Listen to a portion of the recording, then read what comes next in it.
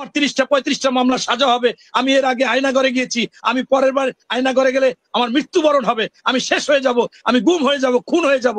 এই কারণেই তো আমাদের 65 লক্ষ লোক আরো 65 লক্ষ লোক নিয়ে নামছে। এইটা বাস্তবতা, দিতে পারতেছে না কেউ। বিভিন্ন জায়গায় এরা বসে আছে বহাল তবিয়াতে। এই বসে আছে কিভাবে? এইখানে আপনি বিশ্বাস করেন আর না করেন, এরা বলে বিএনপি হয়েছে, এই সরকার হইলে বিএনপি। এইটা হইলে মানুষকে আইওয়াশ করার জন্য, ওদের বদনাম ঢাকার জন্য। সম্পূর্ণ সরকারি প্রত্যেকটা জায়গায় এদের লোক বসে আছে। আলতাফ হোসেন চৌধুরী যদি বলে থাকে যে আমাদের মধ্যে র আছে, সেটা অবশ্যই যদি টের পেয়ে থাকে, এটাকে আরো উনি সোচ্চার হয়েছে। এবং এটা বলা মানে আমরা এটার বিরোধিতা, ভারতের পক্ষে আমরা কাজ করতে চাই না, আমরা র কে আমাদের মধ্যে প্রাধান্য দিতে চাই। আপনি দেখেন যে এই আমাদের যে রুমিন ফারানা বলছে, হয়তোবা কোনো তর্কের খাতিলে বলেছে, কিন্তু কথাটাকে আপনি উড়াই দিতে পারেন না। আপনি দেখেন যে তাদের যে বিষয়টা, আমি 2টা পোস্ট আপনাকে দেখাই, আমি পোস্ট করেছি নিজে বাধ্য হইয়া, যে এমন অবস্থা আমরা যে বিএনপি কোনো আন্দোলন করেছি। এই দেখেন, আমাদের প্রধান দাবি ছিল কোটা যৌক্তিক সংস্থাটি ইতিমধ্যে সরকার পূরণ করেছে। এখন শিক্ষার সুষ্ঠু পরিবেশ নিশ্চিত করার লক্ষ্যে যৌথ শিক্ষা প্রতিষ্ঠান করে দেওয়ার জন্য সরকারের প্রতি জোর আহ্বান। এলে তারা বলছে আমাদের কোঠা। আরেকটা দেখেন সার্জিত কি বলে, চেষ্টা করে, চেষ্টাটা অপচেষ্টা করে এবং সেটাকে কাজে লাগিয়ে আসলে জ্বালা পোড়া ভাঙচুর কিংবা এই সহিংসতা করে, সেটাকে আমরা কখনোই সমর্থন করি না। সে তার দাবি। এই সার্জিত এবং হাসনাত তারা দুইজনে স্পষ্টভাবে বলেছে যে আমাদেরকে পুঁজি করে বিএনপি কে ইঙ্গিত দিয়েছে তারা এটা সুযোগ সুবিধা নেবে, আমরা এই আন্দোলনে নাই এবং এই আন্দোলন দেশের জন্য। এটা একবার বলেছে, আবার একবার ভাতের হোটেলে গিয়ে বলেছে। এখন এগুলো তো ভাই প্রমাণ এখন আমাদের তর্কের খাতিরে দিতে হয়। তারপরও আমি শেষ কথা আপনাকে জানাবো, আমাদের বিএনপির ভারপ্রাপ্ত চেয়ারম্যান মহোদয়ের কথাই হচ্ছে মূলত চূড়ান্ত কথা।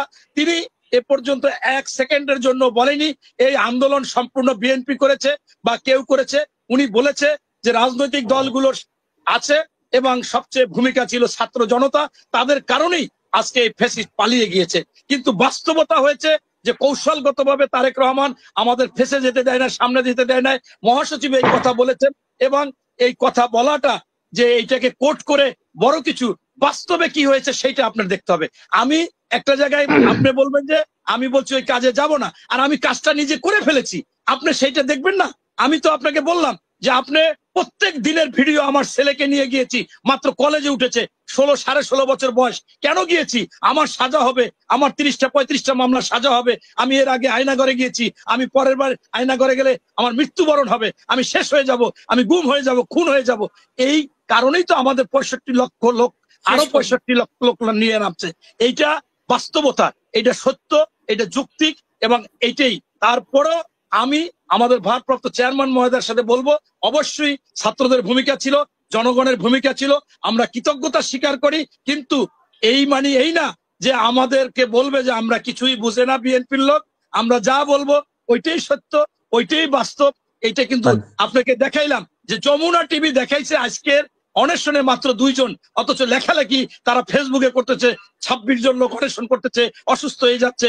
আজকে যমুনা টিভি যখন গেছে, ওখানে আজকে শিক্ষা উপদেষ্টা গিয়েছিলেন, সেখানে আজকে দেখেন এবং সকল শিক্ষকরা মিলিতভাবে বলছে ভিসির কোনো দোষ নেই, ভিসিকে যদি অপসারণ করা হয় আমরা আমাদের একাডেমিক অন্যান্য কার্যক্রম সব বয়কট করব। তারপরেও তারা বলবে যে ভিসি মিথ্যা কথা বলে, টিচাররা মিথ্যা কথা বলে, বিএনপি মিথ্যা কথা বলে, অন্যরা মিথ্যা কথা বলে, ওনাদের ওই ছাত্ররা এই যেটা বলছে। সেই ভিসিদেরকে নিয়ে তো হান্নান মাসুদ একটা পোস্ট দিল যে এই ভিসিরাই আবার হাসিনাকে রাখতে চাইছিল হাসিনা থাকা অবস্থায় আন্দোলনের সময়। অলরেডি এই ভিসি চাইনি এবং এই ভিসি না বলছে যে ভিসিরা, যে 14 জন ভিসি এখন এই ভিসির জন্য সুপারিশ করছে, সেই কিছু ভিসি মানে তখন শেখ হাসিনার আন্দোলনের সময় তখন তারা শেখ হাসিনাকে রাখতে চেয়েছিল, এরকম বক্তব্য দিয়েছে। আচ্ছা, আপনাকে আমি স্পষ্টভাবে বলি, আজকে বাংলাদেশে আওয়ামী লীগকে আনতে চাচ্ছে এই ছাত্ররা এবং এই অন্তর্বর্তীকালীন সরকার। কেন? আপনি দেখেন যে এরা এসে তারা বড় করে আপনি বলি, প্রথমে তারা সবচেয়ে মানুষ আতঙ্কিত হয় এই আওয়ামী লীগের কমিশনারদের নাম শুনলে, কাউন্সিলরদের। এই কাউন্সিলররা অগাধ টাকা মানুষের সব দখল টকল করে টাকায় টাকায় টাকা, তাদেরকে কেন তারা আবার বসাইতে চেয়েছিল।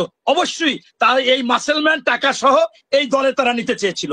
আবার দেখেন ইউনিয়ন পরিষদ নির্বাচনগুলো আগে যদি দেয়, সেখানে আওয়ামী লীগের কেউ না কেউ ঢুকে যাবে। যদি না ঢোকে, ওই আপনার জাতীয় নাগরিক পার্টির লোকজন নির্বাচন করবে, তারা মামা খালু ফুপা এরকম ঢুকে যাবে। এদের কৌশলটাই ছিল এই আওয়ামী লীগের উপর, এই আমলাদের উপর। এখন পর্যন্ত 80% আমলাদের তারা তদবির করে রাখেছে।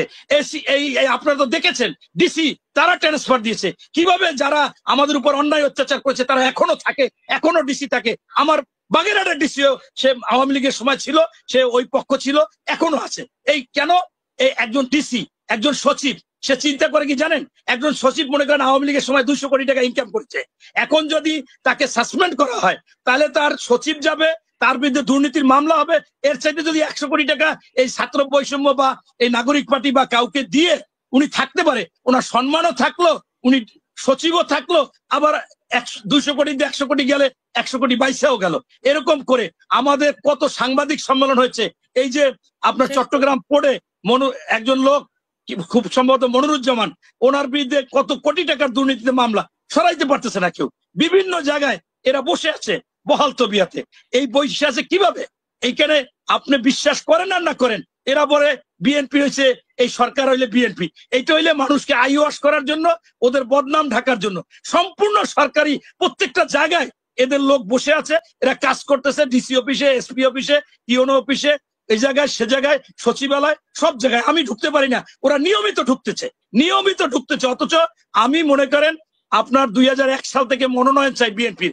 আমার এলাকার 2-1টা কাজ করা লাগে, আমাদের বন্ধু বান্ধব, যুগ্ম সচিব, অতিরিক্ত সচিব ভয়ে থরথর ওদের জন্য। আপনি এই আওয়ামী লীগকে যে আমাদের মহাসচিব বলেছে, তিনি অবশ্যই রাজনৈতিক বক্তব্য দিয়েছে। তিনি বলেছেন যে এইটা সকল, প্রথম বলেছিল সকল দল যদি করে, জনগণ যদি করে, রাষ্ট্র যদি করে, তাহলে তো আমাদের আপত্তি নাই, এইটা বলেছে। কিন্তু তাদের বিচার হতেই হবে। এখন এরপরে এইটা এখন বলতেছে সরকারের করতে হবে, আমাদের অন্যরা অবশ্যই সরকারি ভাবেই তো করতে হবে। আপনি আগে আওয়ামী লীগ এরকম সরকারি ভাবেই তো জামাতকে নিষিদ্ধ করেছে, আবার ছাত্রলীগ কিভাবে নিষিদ্ধ হলো? এটা কি বিএনপি নিষিদ্ধ করেছে? এই সমস্ত কথা শুধুমাত্র আলোচনা সমালোচনা করে বিএনপিকে কিছুটা মনে করে জনগণের কাছে একটু হেয় প্রতিপন্ন বা অন্য ধরনের কিছু বুঝাবার জন্য আমাদের।